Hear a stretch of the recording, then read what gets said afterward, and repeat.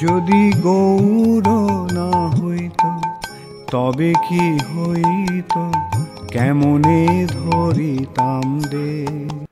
হরে কৃষ্ণা। তো আমরা চৈতন্য চরিতামৃতের আদি লীলায় আছি, তৃতীয় পরিচ্ছেদ। আজকে আমরা শ্লোক সংখ্যা 92 থেকে কন্টিনিউ করব।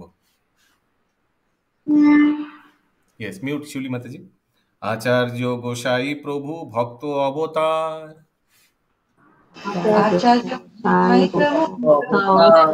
কৃষ্ণ অবতার হেতু যাহার হুঙ্কার,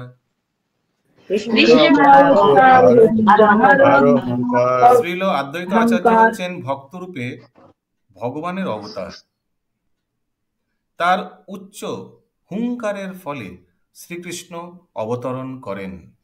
আমরা জানি অদ্বৈত আচার্য কলিযুগের জীবের দুর্দশা দেখে উনি তুলসী গঙ্গা জল নিয়ে মহাপ্রভুকে আহ্বান করেন, আর শুদ্ধ ভক্তের আহ্বান শুনে মহাপ্রভু অবতরণ হতে বাধ্য হয়।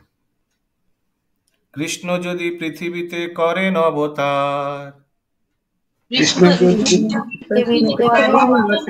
প্রথমে করেন গুরু বর্গের সঞ্চার।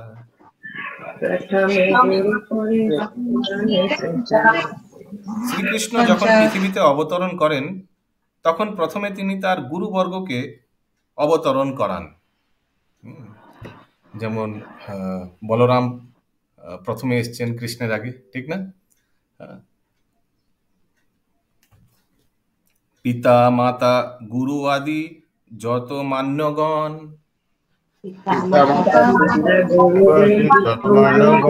প্রথমে করেন সবার পৃথিবীতে জনম।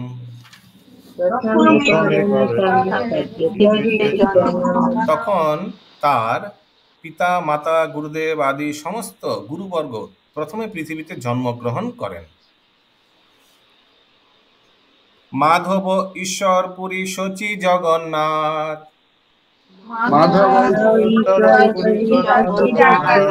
অদ্বৈত আচার্য প্রকট হইলা সেই সাত।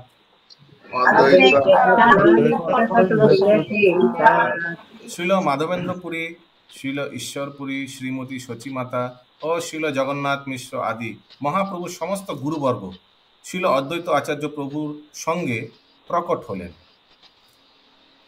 পরমেশ্বর ভগবান আওয়াজ আসছে, গায়ত্রী মাতাজি মিউট। পরমেশ্বর ভগবান যখন নবরূপে অবতরণ করেন তখন প্রথমে তিনি তার ভক্তদের প্রেরণ করেন, যারা তার পিতা মাতা গুরুদেব ও গুরুস্থানীয় পার্ষদ রূপে লীলা করেন। এই সমস্ত ভক্তরা পরমেশ্বর ভগবানের অবতরণের পূর্বেই অবতীর্ণ হন। শ্রীকৃষ্ণ চৈতন্য মহাপ্রভু রূপে শ্রীকৃষ্ণের অবতরণের পূর্বে শ্রীল মাধবেন্দ্রপুরী, তার গুরুদেব শ্রীল ঈশ্বরপুরী, তার মাতা শ্রীমতী শচী দেবী, তার পিতা শ্রীল জগন্নাথ মিশ্র এবং শ্রীল অদ্বৈত আচার্য প্রমুখ ভক্তরা আবির্ভূত হন। সবাই বুঝতে পারছেন তো? খুবই সিম্পল। পিঙ্কি মাতাজি, মামঞ্জির মাতাজি। প্রকটিয়া দেখে আচার্য সকল সংসার,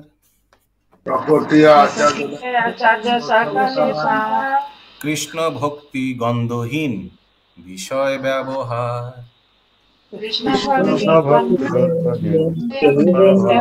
মানে কৃষ্ণ ভক্তির নাম গন্ধ কিচ্ছু নেই। আচার্য অদ্বৈত আচার্য দেখলেন নবদ্বীপে। প্রকটিত হয়ে অদ্বৈত আচার্য দেখলেন যে মানুষ অত্যন্ত গভীরভাবে বিষয়ে আসক্ত হয়ে পড়ার ফলে সমস্ত জগৎ সম্পূর্ণভাবে কৃষ্ণ ভক্তিহীন হয়ে যাচ্ছে।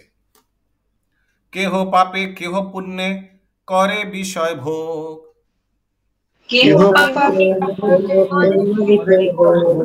ভক্তি গন্ধ নাহি যাতে যায় ভবরোগ।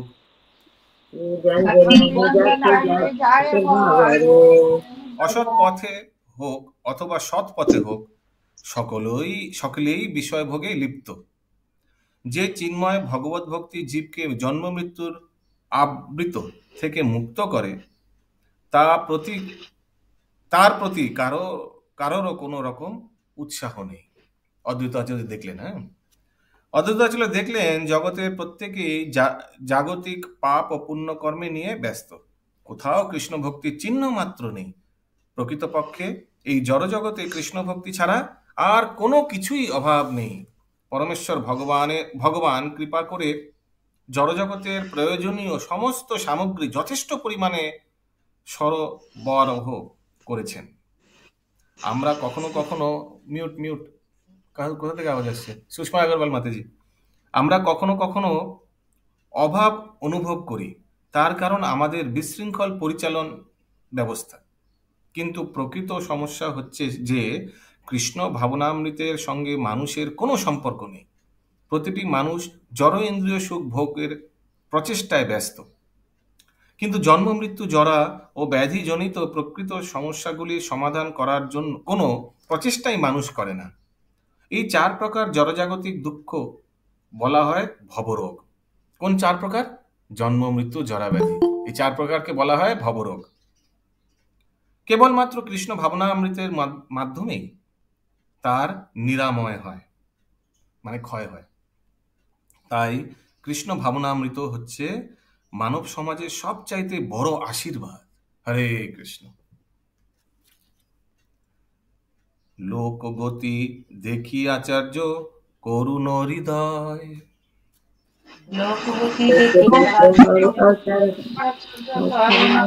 বিচার করেন লোকের কইছে হিত হয়।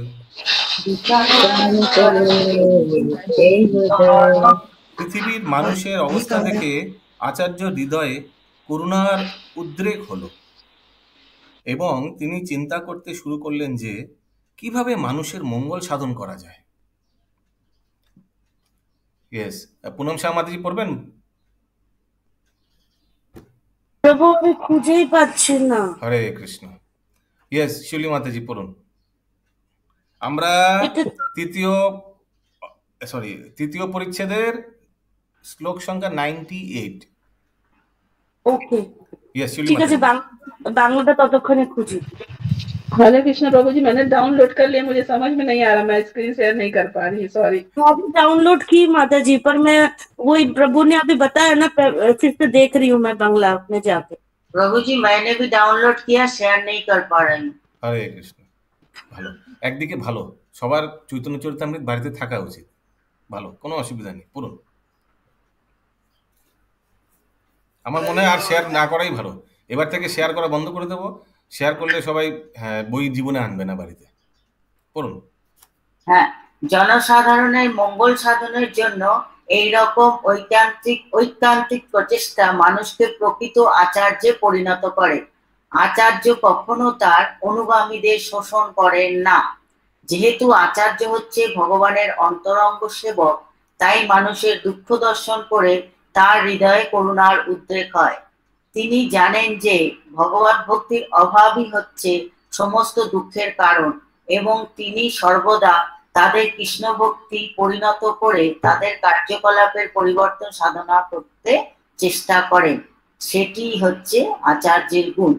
জড়জগতের এই অবস্থার পরিবর্তন করার জন্য যদিও অদ্বৈত আচার্য প্রভুর নিজের যথেষ্ট ক্ষমতা ছিল, তবুও ভগবানের বিনীত সেবক রূপে তিনি বিবেচনা করেছিলেন যে ভগবানের স্বয়ং আবির্ভূত না হলে কেউ এই মানব সমাজকে তাদের অধঃপতিত অবস্থা থেকে উদ্ধার করতে পারবে না। হরে কৃষ্ণ। তো অদ্বৈত আচার্য হচ্ছে স্বয়ং মহাবিষ্ণু অবতার। তো ওনার যথেষ্ট ক্ষমতা ছিল, কিন্তু ওনার মনে হলো না, কোনো অঙ্গ বা অঙ্গের অঙ্গ দিয়ে চলবে না, সাক্ষাৎ ভগবানকে অবতীর্ণ হতে হবে। ইয়েস, মায়ার সুদৃঢ় বন্ধনে আবদ্ধ এই জড়জগতের কারাগারে প্রথম শ্রেণীর কয়েদি ভ্রান্তিবশত মনে করেছে যে তারা সুখী, কারণ তারা ধনী, শক্তিশালী ও যশস্বী। হরে কৃষ্ণ। প্রথম শ্রেণীর কয়েদিরা, এই প্রথম শ্রেণীর কয়েদি কে? পুনম মাতাজি, সুষমা আগরওয়াল মাতাজি। ইয়েস, কর্মযোগী। দ্বিতীয় শ্রেণী জ্ঞানযোগী, ধ্যানযোগী, এগুলো সব আসবে। ঠিক আছে মুকুন্দ প্রাণ প্রভু। প্রথম শ্রেণী মানে কয়েদিরই মানে হচ্ছে কর্মযোগী, যারা মনে করে ওয়ার্ক ইজ ওয়ার্शिप, काम किए जाओ और पैसा कमाओ, इंद्र तृप्ति करो उससे। ধর্ম অর্থ কাম মোক্ষ আগে।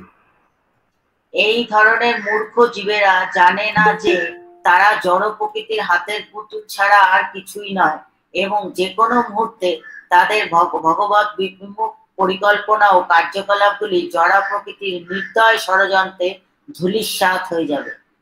এই ধরনের মূর্খ কয়েদিরা অনুবাদন করতে পারে না যে কৃত্রিমভাবে তারা তাদের অবস্থা যতই উন্নতি সাধন করুক না কেন, জন্ম মৃত্যু জরা ব্যাধিরূপ দুঃখগুলি তাদের নিয়ন্ত্রণ শক্তির অতীত।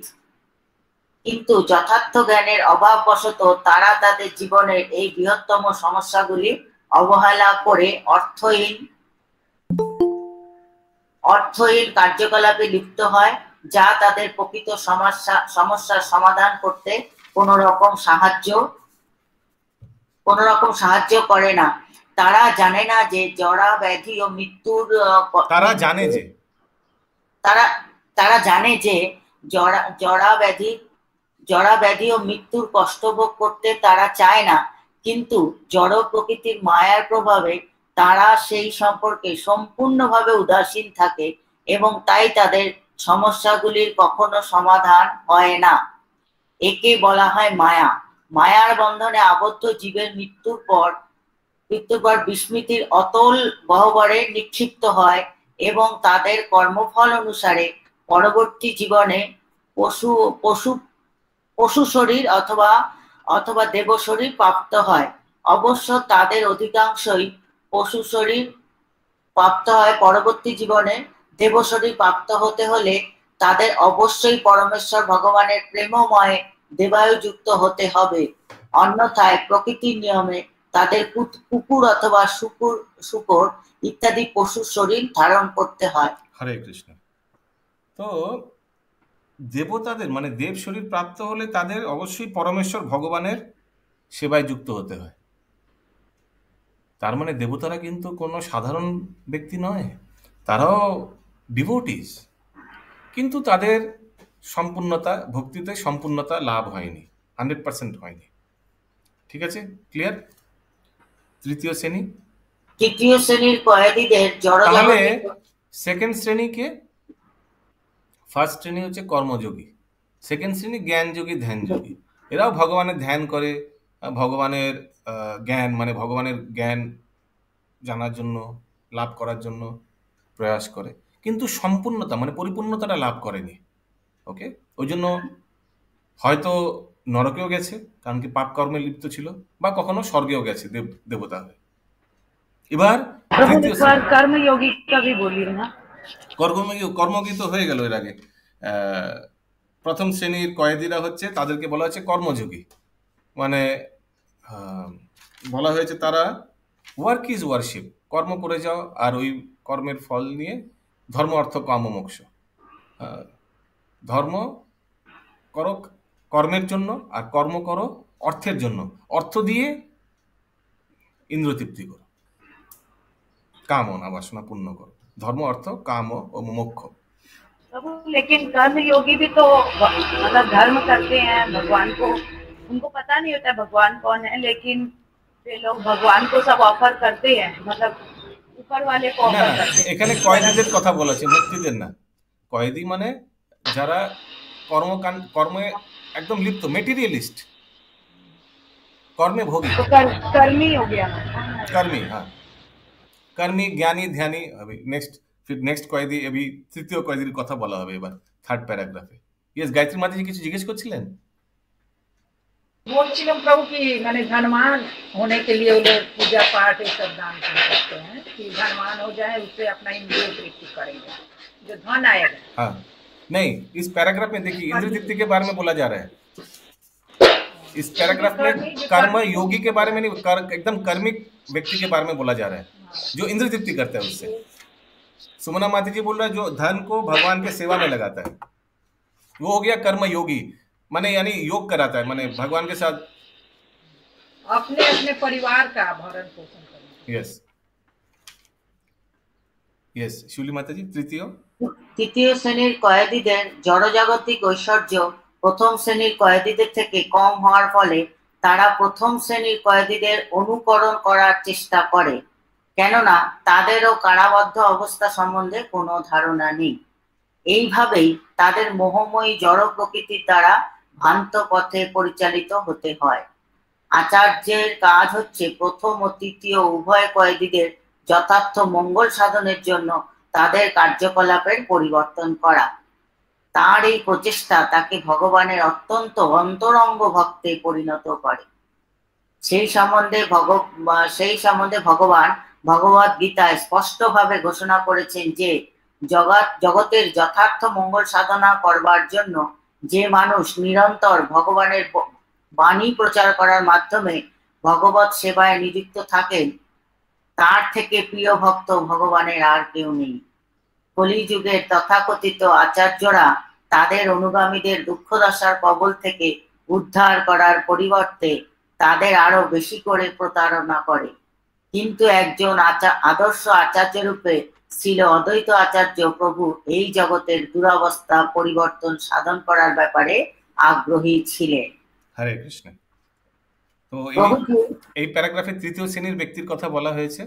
তৃতীয় শ্রেণীর ব্যক্তিকে যে কর্মযোগী ছিল, প্রথম শ্রেণী কর্মযোগী না, কর্মিক ব্যক্তি ছিল, একদম জড়জাগতিক ব্যক্তি, তাদেরকে দেখে খুব আকর্ষিত হয়।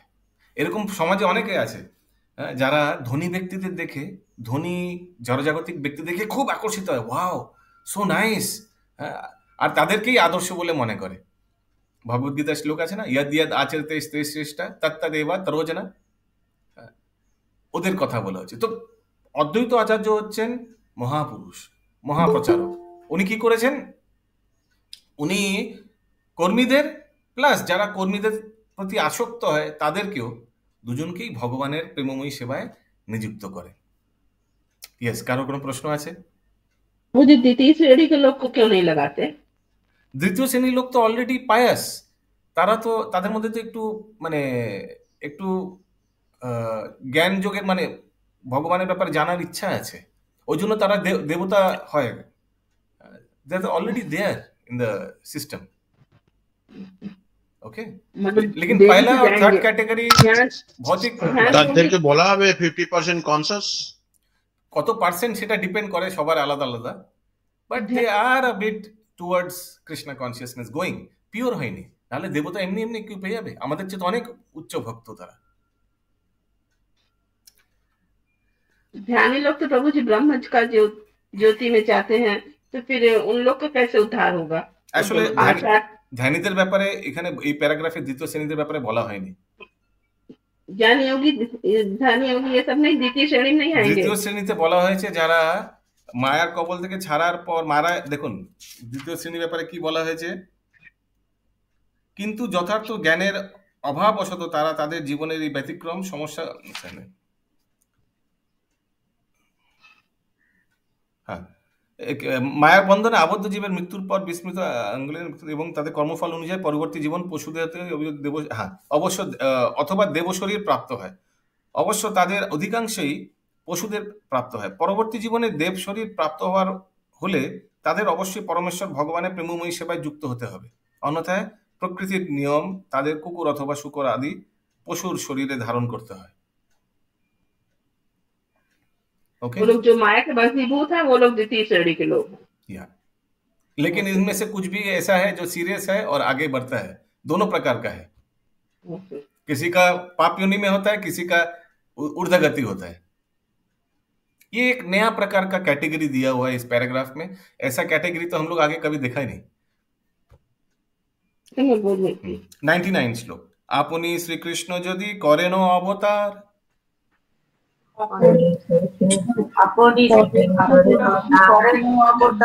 আপনে আচরি ভক্তি করেন প্রচার। অদ্বৈত আচার্য প্রভু চিন্তা করলেন, স্বয়ং শ্রীকৃষ্ণ যদি অবতার রূপে আবির্ভূত হন, তাহলে স্বয়ং আচরণ করার মাধ্যমে তিনি ভগবত ভক্তি প্রচার করতে পারেন। অদ্বৈত আচার্য প্রভু চিন্তা করলেন, নাম বিনু কলিকালে ধর্ম নাহি আর, কলিকালে কইছে হবে কৃষ্ণ অবতার। কলিকালে কৃষ্ণ হরে কৃষ্ণ অবতার। এই কলিযুগে ভগবানের দিব্য নাম কীর্তন ছাড়া আর কোনো ধর্ম নেই, কিন্তু এই কলিযুগে কৃষ্ণ কিভাবে অবতার রূপে আবির্ভূত হবেন চিন্তা করছেন। হ্যাঁ, কোয়েশ্চেন মার্ক দেওয়া আছে, কিভাবে আবির্ভূত হবেন অদ্বৈত আচার্য চিন্তা করছেন। শুদ্ধভাবে করিব কৃষ্ণের আরাধন,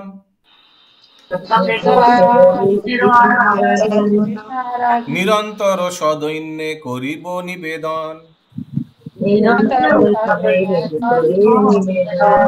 আমি অদ্বৈত আচার্য প্রভু বলছেন, আমি শুদ্ধ চিত্তে শ্রীকৃষ্ণের আরাধনা করব এবং অত্যন্ত দৈন্য সহকারে নিরন্তর তার কাছে আরতি নিবেদন করব। আরতি মানে application, please come, please come. আনিয়া কৃষ্ণরে কর কীর্তন সঞ্চার,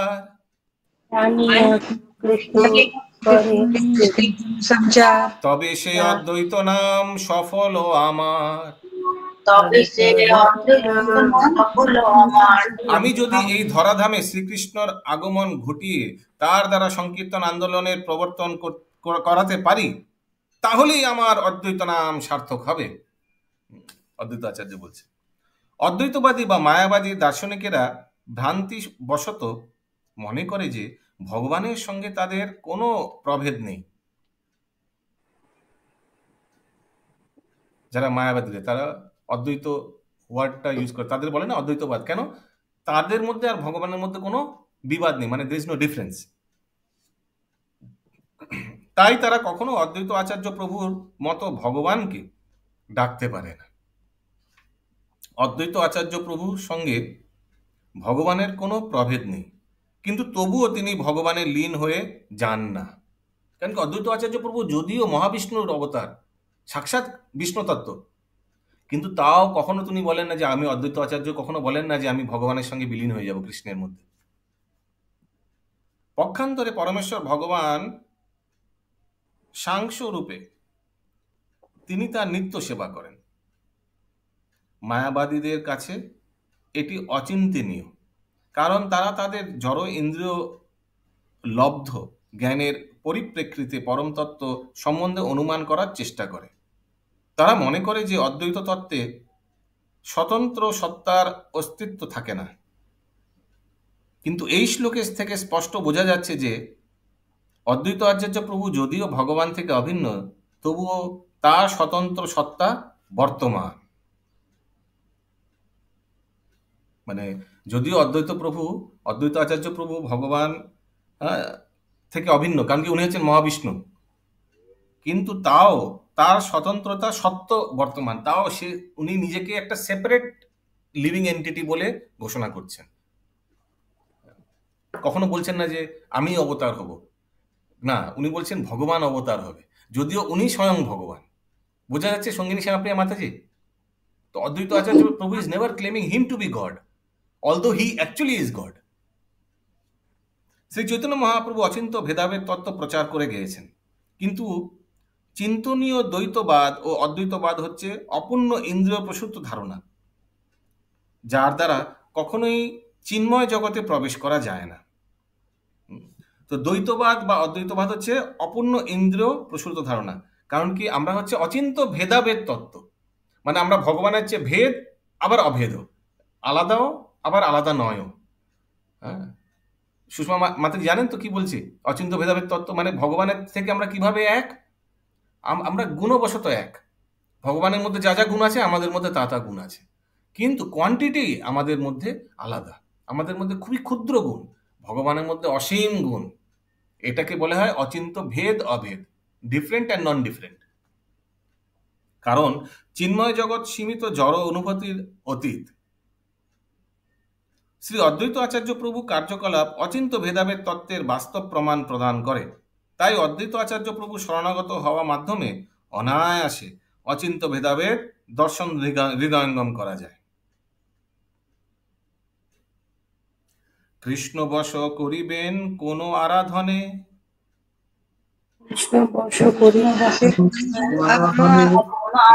বিচারিতে এক শ্লোক আইলো তার মনে। ভগবান শ্রীকৃষ্ণ কিভাবে বশ করা যায় অদ্বৈত আচার্য প্রভু চিন্তা করছিলেন, ঠিক আছে মালবিকা মাতাজি, আর চিন্তা করতে করতে একটা শ্লোক মাথায় এলো। কোন শ্লোক? কোন আরাধনা করার মাধ্যমে তিনি শ্রীকৃষ্ণকে বশ করতে পারেন, চিন্তা করছে অদ্বৈত আচার্য। এইভাবেই তিনি যখন ভাবতে লাগলেন তখন তার একটি শ্লোক মনে পড়ে গেল।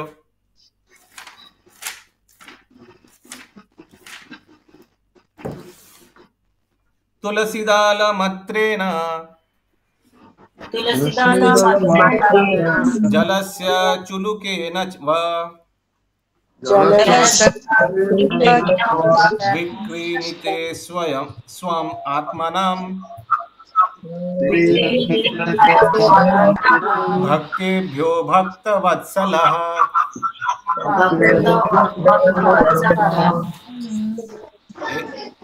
মিউট অশোক প্রভু মিউট।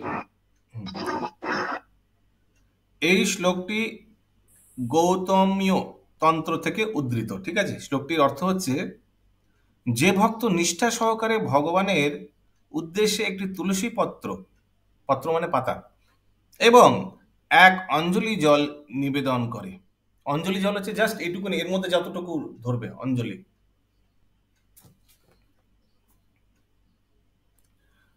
ভক্তবৎসল ভগবান সম্পূর্ণরূপে সেই ভক্তের বশীভূত হয়ে পড়েন।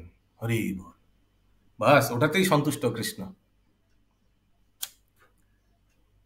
এই শ্লোকার্থ আচার্য করেন বিচরণ,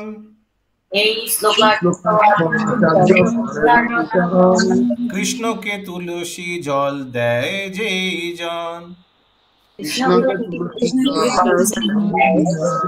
তার ঋণ শোধিতে কৃষ্ণ করেন চিন্তন,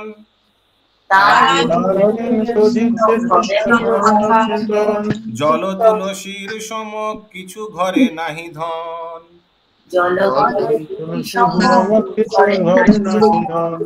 অদ্বৈত আচার্য প্রভু এই শ্লোকটির অর্থ বিচার করলেন এইভাবে, কৃষ্ণকে যিনি তুলসী ও জল নিবেদন করেন তার সেই দান পরিশোধ করতে নিরুপায় হয়ে ভগবান চিন্তা করেন, জল তুলসীর সমগোত্রীয় কোনো ধন আমার নেই, তবে আত্মা বেচি করে ঋণের শোধন, এত ভাবে আচার্য করেন আরাধন।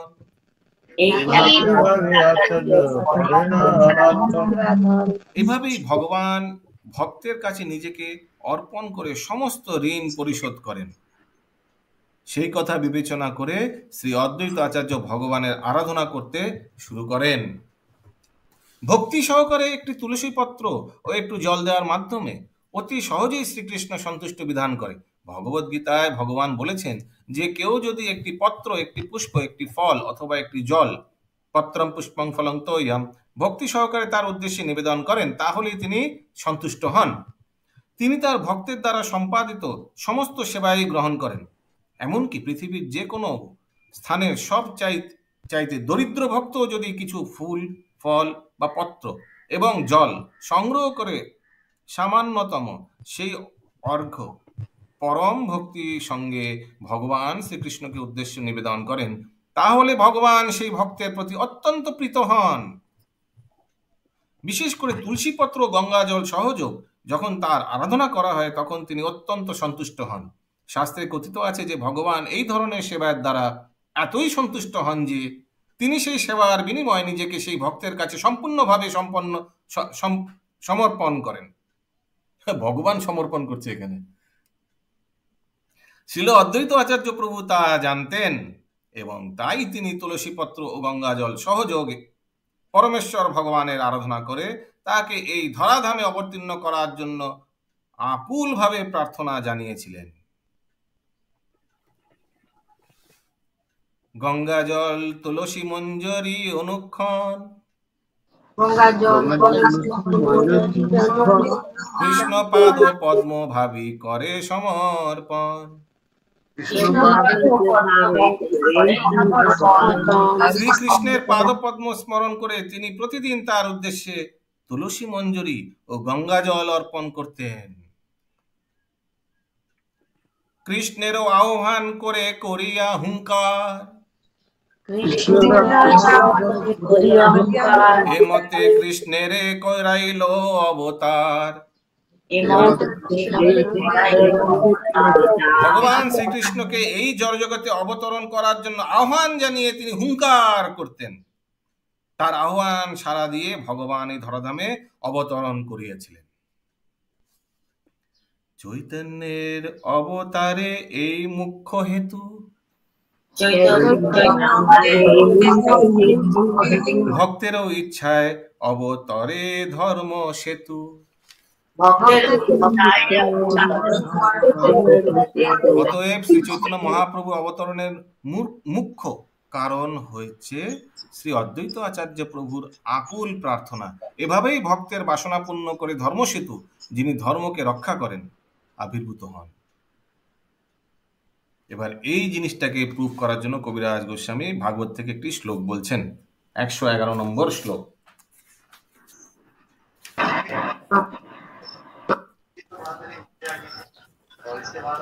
হ্যাঁ, অশোক প্রভু কিছু বলছেন? আচ্ছা, না না, ত্বম ত্বম ভক্তি যোগ পরি ভবিতরি সরোজা। বলুন বলুন।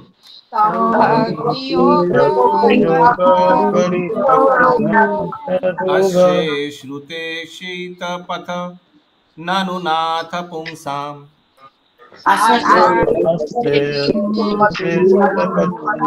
यद्यधीयत उग्र गया विभावयन्ति,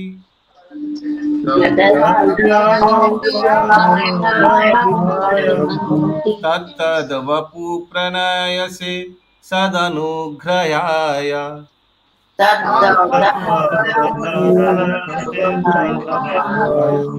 হে নাথ, তুমি সর্বদা তোমার ভক্তদের শ্রবণ ও দর্শন পথে বিহার করো। মিউট মিউট গায়ত্রী মাতাজি।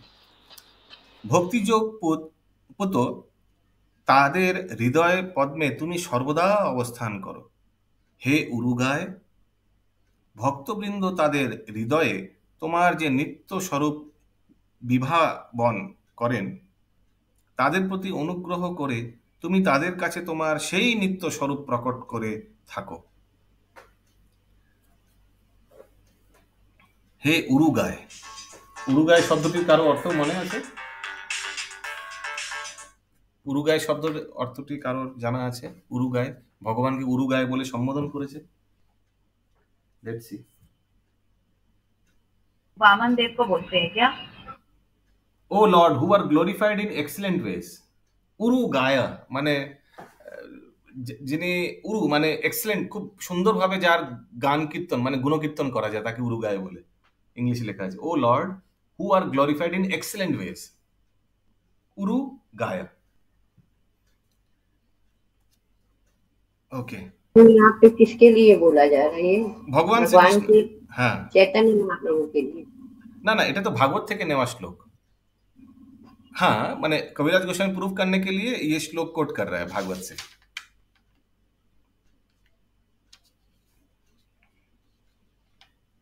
माने क्या प्रूफ करने के लिए कि भगवान भक्त के अधीन है, उसीलिए ये श्लोक कोट कर रहा है। ये श्लोक में क्या बोला जा रहा है? हे नाथ, তুমি সর্বদা তোমার ভক্তদের শ্রবণ ও দর্শন পথে বিহার করো। ভক্তি যোগ পুত তাদের হৃদয় পদ্মে তুমি সর্বদা অবস্থান করো, ভগবানকে বলা হচ্ছে। হে উরুগায়, ভক্তবৃন্দ তাদের হৃদয়ে তোমার যে নিত্য স্বরূপ বিভাবন করেন, তাদের প্রতি অনুগ্রহ করে তুমি তাদের কাছে তোমার সেই নিত্য স্বরূপ প্রকট করে থাকো। तात्पर्य पढ़ून शिवली माता जी। हरे कृष्ण प्रभु जी।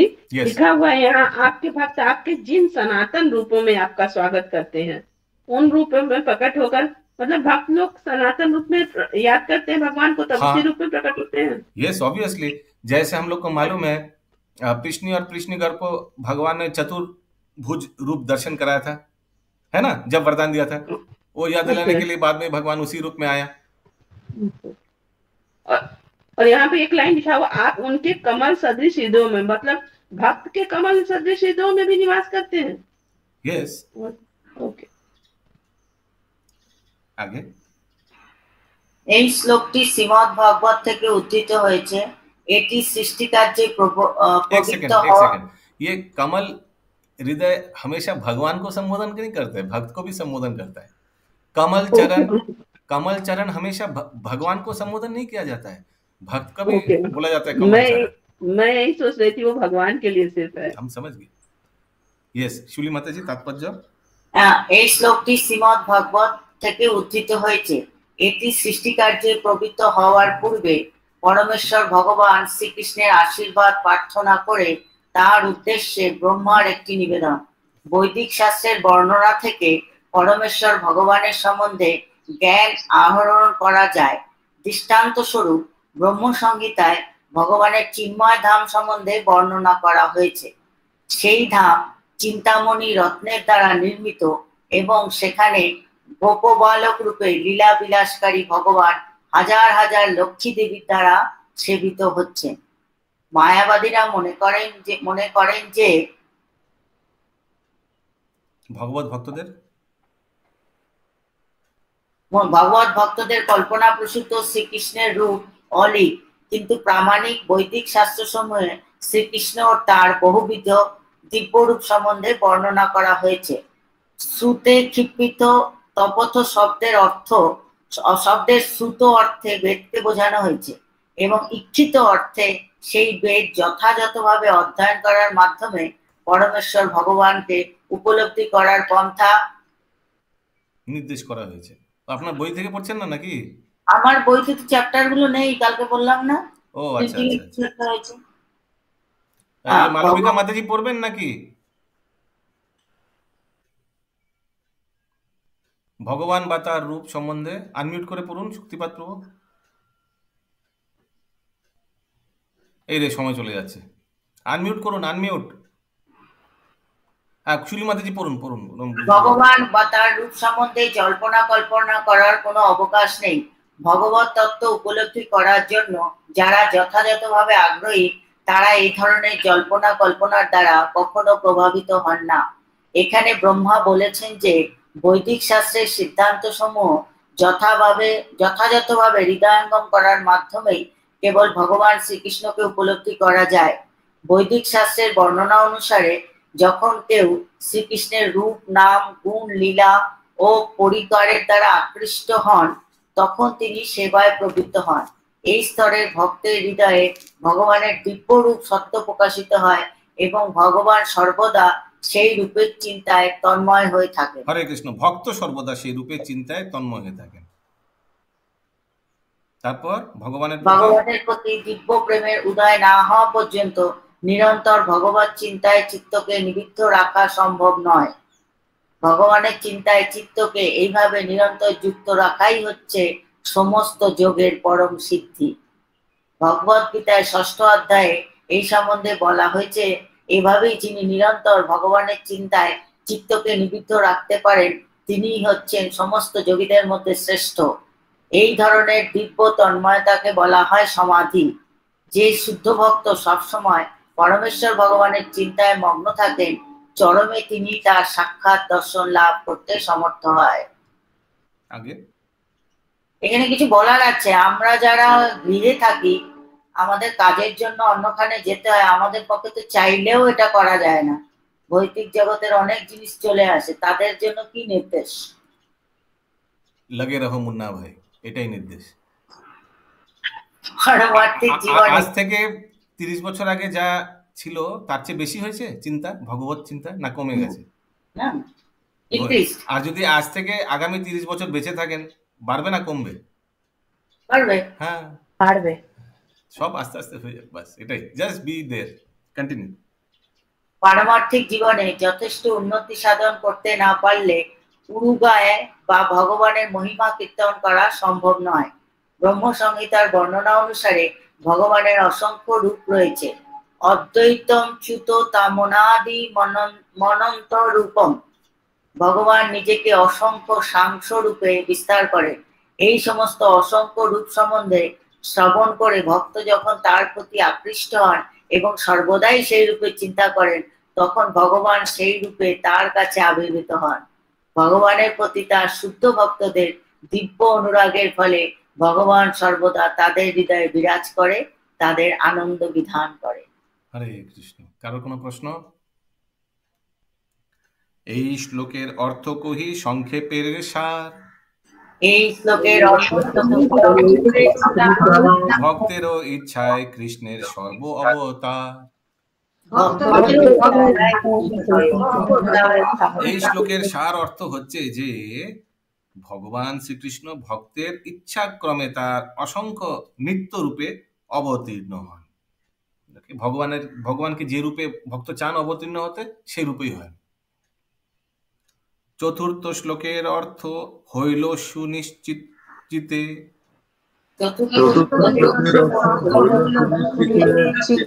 অবতীর্ণ হইলা গৌর প্রেম প্রকাশিতে।